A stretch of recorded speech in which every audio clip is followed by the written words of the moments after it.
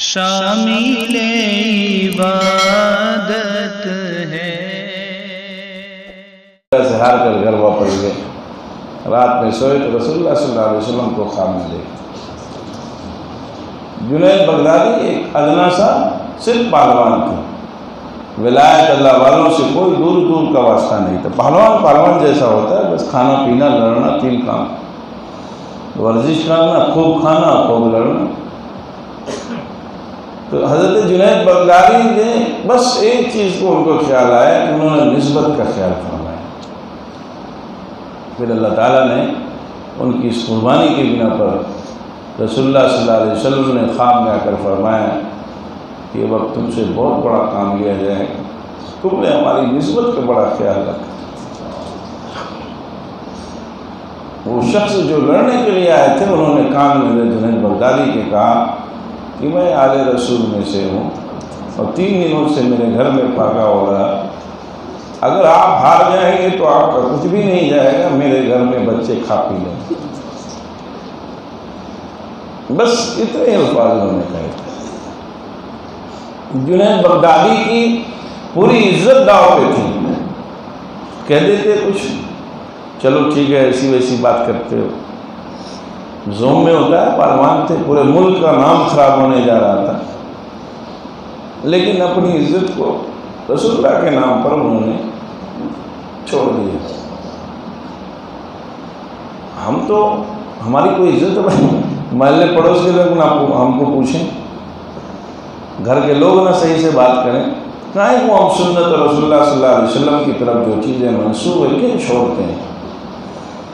کسی نے تو پوری اپنی عزت داؤ پہ لگا کر ان کی نسبت کا خیال کر لیا۔ اگر ہمیں یہ معلوم ہے کہ رسول اللہ صلی اللہ علیہ وسلم نے ایک مشت کی شرعی داری رکھی ہے تو اب وہ عمل ہم سے نہیں چھوٹنا چاہیے، نسبت کا خیال ہونا چاہیے۔ استورا لگاتے ہوئے دل دماغ کام نہیں کرنا چاہیے کہ یہ کون سا کام کر رہے ہیں ہم، استورا چلا کہاں پہ رہے ہیں۔ حضرت والد صاحب رحمۃ اللہ علیہ فرمایا کرتے تھے کہ بھائی دیکھو، دنیا سے تو جانا ایک پکی بات ہے، دنیا میں رہنا کسی کو نہیں ہے، دنیا سے جاؤ گے، کل آخرت کا جب محشر کا میدان سجے گا کوئی کسی کے کام بھی نہیں آئے گا۔ یہ بھی ہم مسلمانوں کا ایمان ہے کہ ہر شخص کسی کو ساتھ میں نہ جانے والا، کسی کی نہ مدد کرنے والا، نہ کسی کے ساتھ کوئی بیٹا بھائی کوئی بھی کسی کے ساتھ کھڑا ہونے والا نہیں ہے، حتیٰ کہ پیغمبر ہاتھ اٹھا لیں گے، کیا حضرت آدم علیہ السلام سے لے کر حضرت عیسیٰ علیہ السلام تک سب لوگ ہاتھ اٹھا لیں گے۔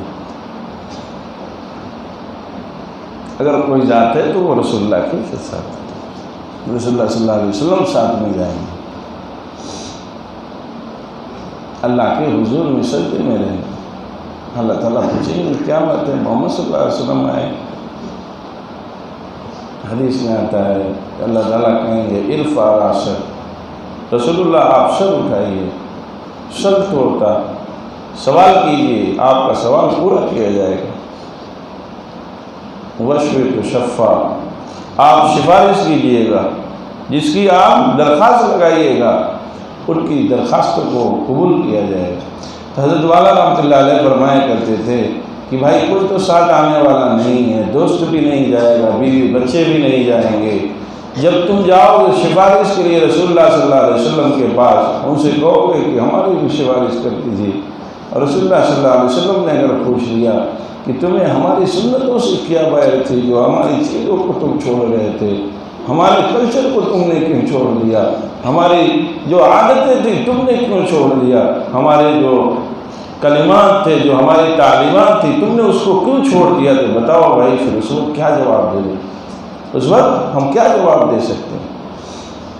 رسول اللہ نے اگر پوچھ لیا کہ میری داڑھی نہیں اچھی لگ رہی تھی، تمہیں ناچنے والا اچھا لگ گیا پر میری تعلیمات نہیں اچھی لگی۔ بھائی جو حلیہ ہم بنائے ہوئے کس کا حلیہ ہے؟ یہودی کا ہے، نصرانی کا ہے۔ یہودی کون ہے؟ ازلی دشمن ہے رسول اللہ صلی اللہ علیہ وسلم کا، بعد کے ان کے ماننے والوں کا ازلی دشمن ہے۔ وہ تاریخ پڑھ لیجیے، سب سے زیادہ تکلیف دینے والے لوگ یہی ہیں۔ جس عورت نے زہر دیا تھا وہ بھی یہودیہ تھی، بعد میں مسلمان ہو گئی۔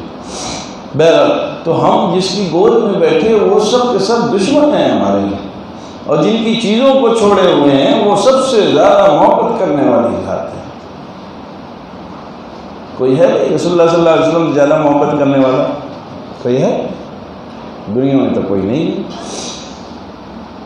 قرآن کہتا ہے کہ رسول اللہ کیا ہے؟ مسلمانوں پر مسلمانوں سے زیادہ خیر خواہ ہیں۔ النبی اولى بالمؤمنین من انفسهم، نبی مسلمانوں کو ان کی ذات سے زیادہ چاہتے ہیں۔ حریص علیکم بالمؤمنین، مسلمانوں پر ہر وقت غور و فکر میں رہتے ہیں کہ کیسے ان کو بچایا جائے، جیسے ابا اپنی اولاد کے لیے فکر مند رہتا ہے کہ اس کے بارے میں کیا بنا دوں، کیا کر دوں، اس سے کئی گنا زیادہ رسول اللہ صلی اللہ علیہ وسلم امت سے محبت فرماتے ہیں۔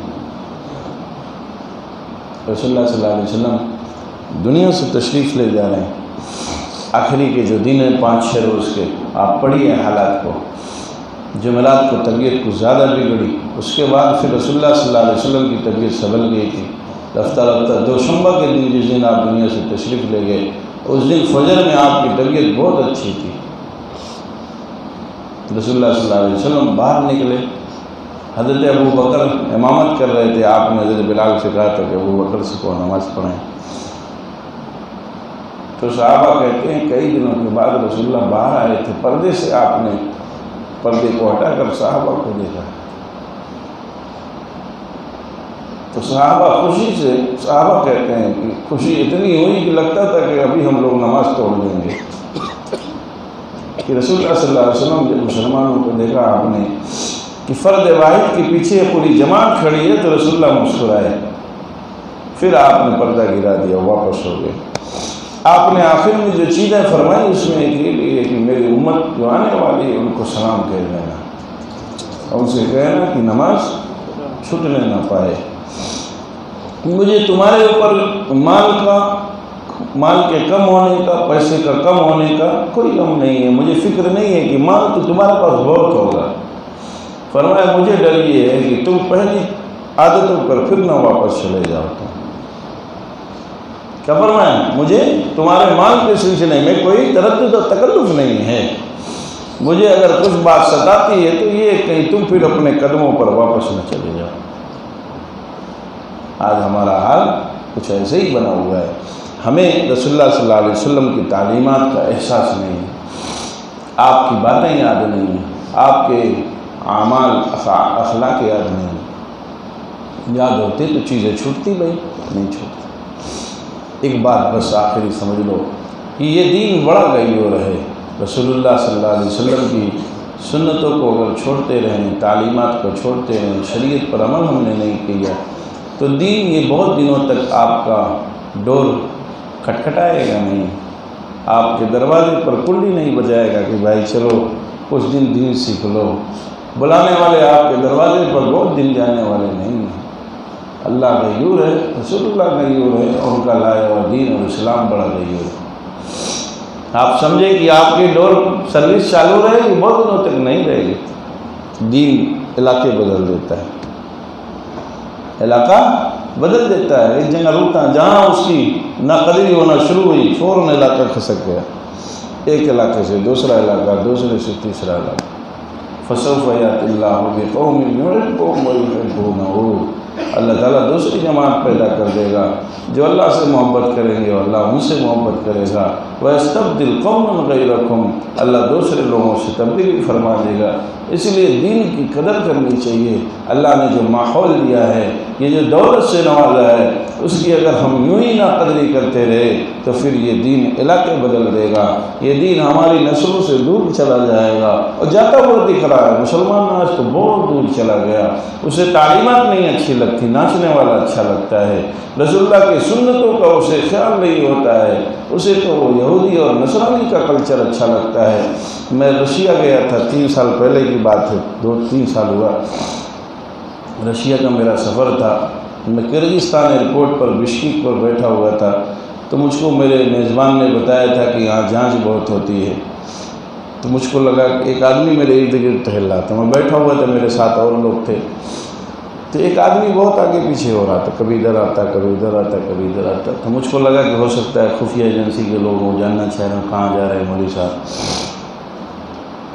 تو میں بھی اس کی طرف متوجہ تھا، لیکن اس کو احساس نہیں ہونے دے رہا کہ میں تم کو دیکھ رہا ہوں۔ میں جیسے ہی میری اگلی فلائٹ تھی، میں نکلا، لاج سے باہر گیا، اب بس سے میں جہاز تک بیٹھنے کے لیے بیچ میں بس ہوتی ہے، جو لوگ جہاز سے گئے آئیں جانتے ہوں، ایئرپورٹ سے نکل کر اندر بس ہوتی ہے، بس سے پھر جہاز تک جایا جاتا ہے۔ تو میں ایئرپورٹ سے جب باہر نکلا تو وہ جہاز قریب میں لگا تھا، تو اس لیے بس نہیں لگی کہ پیدل جہاز پہ جا کے بیٹھنا تھا۔ تو میں جب اس ایئرپورٹ کی لابی سے تھوڑی دور ہوا تو وہ آدمی بہت تیزی کے ساتھ میرے پاس آیا اور آ کر جو ہے وہ اس سے لپٹ گیا، ہاتھ ملایا اور ایک دم موالکے میں پکڑ کے مجھ کو بہت تیزی سے دبا گیا اس نے۔ اس کے بعد اس نے بڑی عجیب عجیب باتیں کی۔ اس نے کہا کہ جو ہے ہم بھی آپ کی طرح بننا چاہتے ہیں، ہمیں بھی یہ لباس اچھا لگتا ہے، ہمیں بھی داڑھی رکھنا بہت اچھا لگتا ہے، لیکن اس ملک میں اجازت نہیں ہے، ملک میں بڑی سختی ہے، اور وہ علاقہ میری طبیعت پر بہت اثر ہوا۔ وہ علاقہ کوئی اور نہیں، امام بخاری کا علاقہ ہے، بخارا اور سمرقند جو آپ نے نام سنا ہے، میں اس علاقے کی بات کرتا ہوں جہاں علم کی دریا بہا کرتی تھی۔ بخاری شریف جو آپ پڑھتے ہیں اسی علاقے کی بات میں بتا رہا ہوں۔ وہ آدمی رو رہا تھا، کہا کہ میں آپ کی طرح بننا چاہتا ہوں، آپ کی طرح لباس ہم بھی پہننا چاہتے ہیں۔ میں وہاں مدرسوں میں گیا، مجھے گاڑی بدل بدل کر لوگ جاتے تھے، ایک گاڑی سے پھر دوسری گاڑی، دوسری گاڑی سے پھر تیسری گاڑی، گھر کے اندر مجلس ہوتی تھی، اتنی سختی وہاں تھی، پھر بھی اللہ تعالیٰ کچھ لوگوں سے کام لے رہا۔ تو میں یہ بتا رہا تھا کہ دین بہت دنوں تک آپ کا دروازے پہ کھڑے ہو کے کنڈی نہیں بجائے کہ بھائی چلو کچھ دن اللہ کی راہ میں نکل چلتے ہیں، بھائی چلو کچھ دن علماء کی مجلس میں رہ لیتے ہیں، بھائی چلو کچھ دن خانقاہ میں رہ لیتے ہیں۔ یہ وقت بہت دنوں تک نہیں ہے، جیسے ہم ناقدری کر رہے ویسے دھیرے دھیرے پھر یہ دین علاقے بدلے گا، لوگ بدلیں گے، جو محبت دین سے کریں گے، رسول اللہ صلی اللہ علیہ وسلم کی سنتوں سے محبت کریں گے، یہ دین ان کی طرف چلا جائے گا۔ اس لیے اب تمام حضرات بس بات کو ختم کر دو، اپنے اپنے بارے میں ہم سب غور کریں اور دیکھیں کہ ہم نے کتنی زیادہ بدماشیاں کی ہیں، کتنی زیادہ فحاشیت ہم نے پھیلا رکھی ہے، کتنی زیادہ ہم نے نفس پرستی کر رکھی ہے، کتنی زیادہ ہم نے دنیا کے پیچھے اپنے اوقات کو کتنا زیادہ ہم نے لگا دیا ہے۔ غور کریں، دیکھیں اور پھر اس سے باز آنے کی کوشش کریں۔ اللہ تعالیٰ ہم سب کو نیک اور صالح بنائے، رسول اللہ صلی اللہ علیہ وسلم کی سنتوں پر عمل کرنے والا بنائے، اہل اللہ کی صحبت میں رہنے کا طریقہ اور سلیقہ عطا فرمائے۔ سبحان اللہ وبحمدہ، سبحانک اللہم وبحمدک، ونشہد ان لا الہ الا انت، نستغفرک ونتوب الیک۔